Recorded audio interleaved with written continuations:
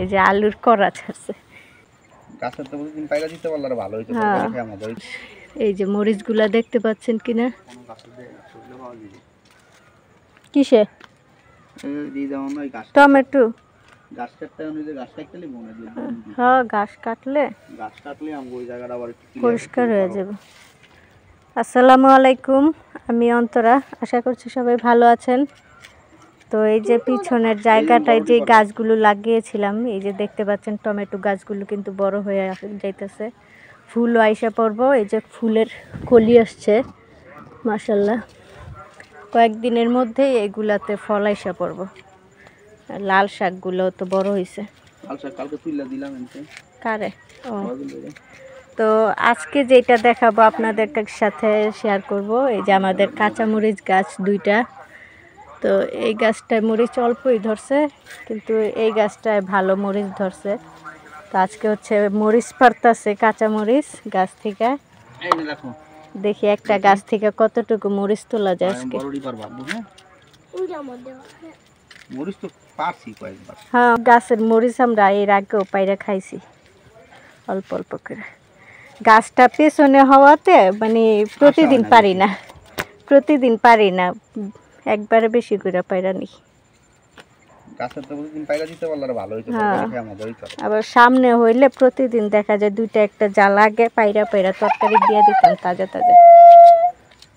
এই হচ্ছে মরিচ গাছের, এই যে মরিচগুলা দেখতে পাচ্ছেন কিনা? রোদ্রে আমি কিছুই দেখি না, বড় বড় গুলা পাইরো। হ্যাঁ,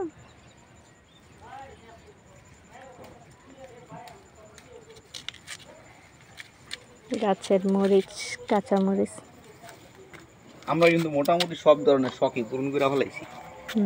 আর এগুলো আর দীর্ঘমেয়াদী রাখতে পারি, যে একবার খাইলাম পরে আর খাইলাম না এরকম না। ওই যে তোমার হাতের কাছে একটা ওইটা ছিল না? না, এই যে তোমার শরীরে দেখছো বড়, এখানে বড়টা থাক, তুমি দেখো না, তোমার আব্বু ছিড়ব না। হ্যাঁ, বড়টা ছিল আমার তুইলের মধ্যে রাখা। এই যে মরিচ, এগুলা বড় হইবার দললেই বোঝা যায়।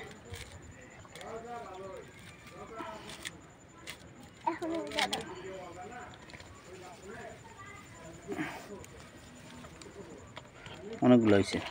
হ্যাঁ, এই কয়টাই দেখা যায় আমাদের 4-5 দিন যাইব। এই মরিচটা আবার ঝাল অনেক, বেশি দেওয়া লাগে না তরকারিতে, বেশি দেওয়া লাগে না, 2-3টা তরকারিতে দিলেই ঝাল হয়ে যায়। কি পারে কি আছে? ও বড় দেখতে পারছে।